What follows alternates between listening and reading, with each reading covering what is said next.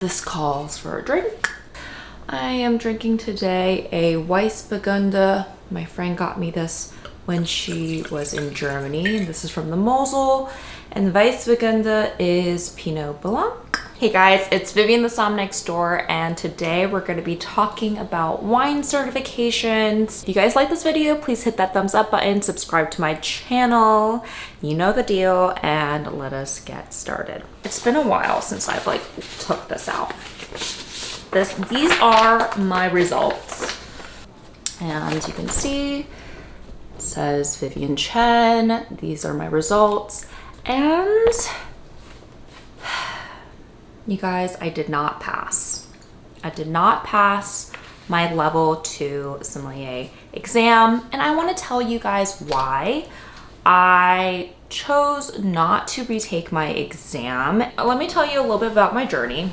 I think I've mentioned this in other videos, but I started when I was a college student. I was a hospitality major, and within that school, and it's open to anybody, any student, is a wines course. We went through regions, we went through wine laws, and we got to taste, which is great. I decided to study on my own and go for my intro level 1 CMS exam. So what you have to do is you have to sign up and pay to go to this 2-day course.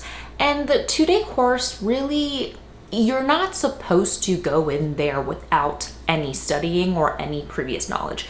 You will fail. You will fail the exam if you do that. They don't even cover everything that's on the exam in these 2 days, but they kind of give you a taste of what it's like in the industry as a sommelier and what our expectations, serving, and they're taught by master sommeliers.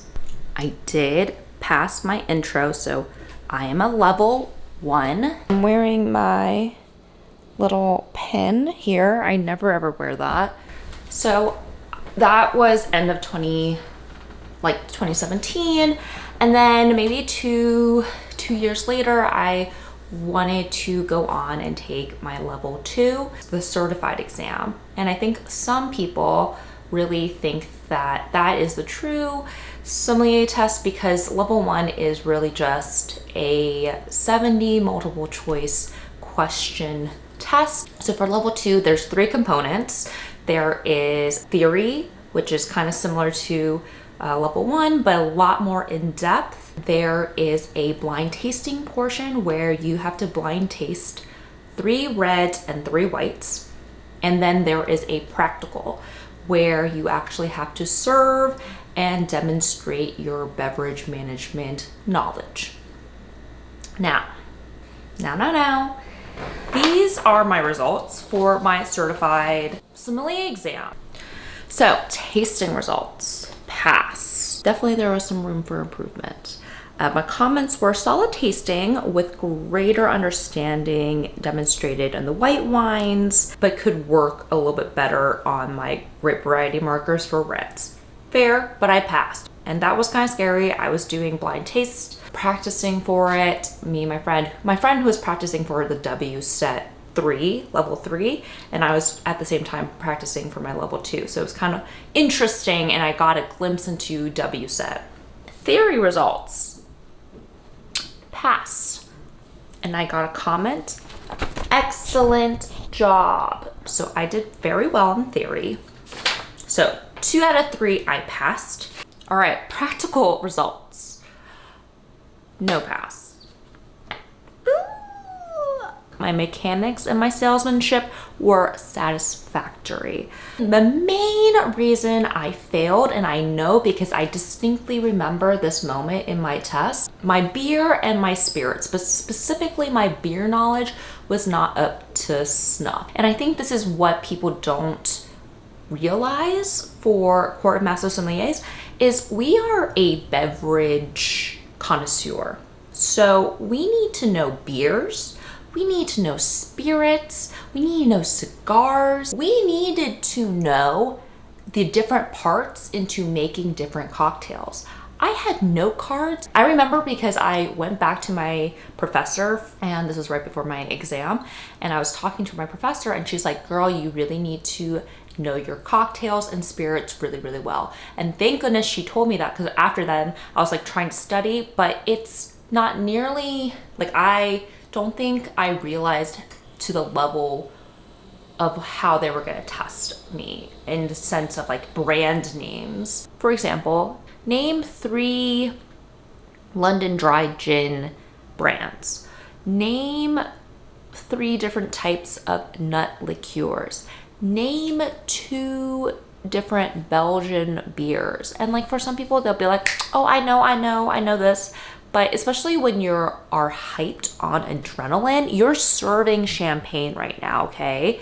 And you're trying to remember, who do I need to serve next? Am I going clockwise? Is my label showing? Did I pour enough? Like, there's so many things. You're not just answering these questions. You are working the table, trying to be professional at the same time. It was hard. It was really hard. I did not pass my practical. Therefore, I did not pass my certified sommelier examination. And I'm going to be honest, I am adjacent to the hospitality industry. I have worked in restaurants. I have my own pop-up restaurant. I really love that aspect of restaurant management. But right now, I'm not working in the restaurants, and I think I could take this again for another like cool $800, but I am very proud with my results because it kind of just shows that like I know my wines to a sommelier level. I just don't know my beers. And so say what you want and you can be like, she's a fake somm, but like I'm proud of how I did on this test. And I know that with wines, it's just a constant learning process, and I'm always curious and I'm always learning. I think having this channel helps me keep connecting to wine, and I love sharing my knowledge. I love exploring different wines with you guys and letting you guys on my journey.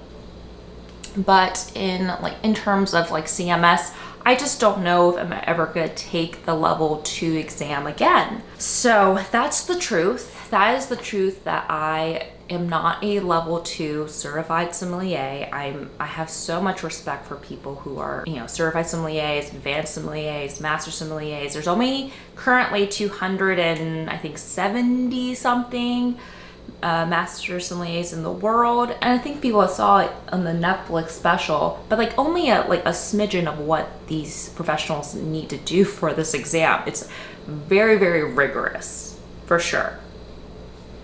And my point is that like if you're not really in the industry and working the floor, selling wine, serving wine and drinks, then like it might not be the best route for you. I've had people come to me and be like, should I go the CMS route? And I'm just like, if you're not working in a restaurant, I don't know why you'd want to do that. I think it fit my personality. I love that interaction. I love service. So for me, I wanted to go that route. But I think after this exam, even if I did pass, I don't think I would have kept going, because it just gets harder if you aren't constantly on the floor serving people. I think it shows very much if you're, with years of experience working in restaurants versus not doing it. So that's my 2 cents. Now, WSET. Things that I noticed within WSET, it's much more in the winemaking process and also the vine growing process. We have some of that in CMS, but it's not nearly as robust as it is in WSET. What I also noticed in their tastings, I think it definitely changes as you go up, but the end goal of when you taste is, for WSET, is if the quality is good, ageability, versus for the CMS tasting, you're really trying to pinpoint where this wine is from, how old it is, the styles within this wine, and the grape variety. You kind of drill down to that level. Whereas I think for WSET level 3, you didn't really need to do that. So this is how I would rank them from easiest to hardest. You guys put in your opinions down below, but I would say it's WSET level 1, WSET level 2, CMS level 1, WSET level 3, CMS level 2, WSET diploma level 4, and then CMS advanced, which is level 3. And then I don't know, I think Master of Wines, like, so after you've completed your WSET, then there's 3 stages for the Master of Wines program.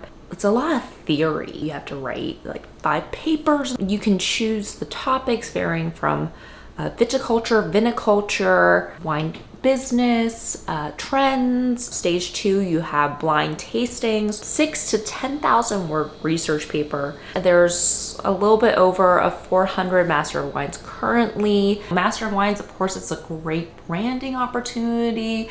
There's a lot of other Master of Wines YouTubers, which I think is super, super cool.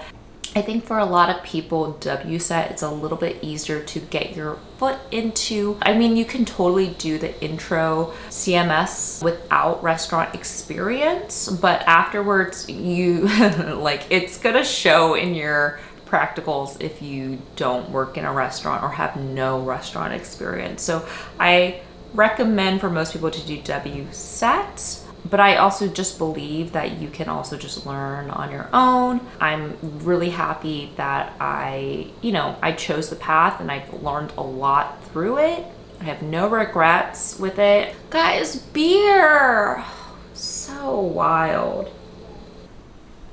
But anyway, that's the truth. I if someone asks me, I will forthright come clean, and I'm like, I'm level 1. So if you guys like this content and you guys can still rock with me, even though I'm not level 2, then please hit that thumbs up button, subscribe to my channel, and cheers. I'll catch you guys later.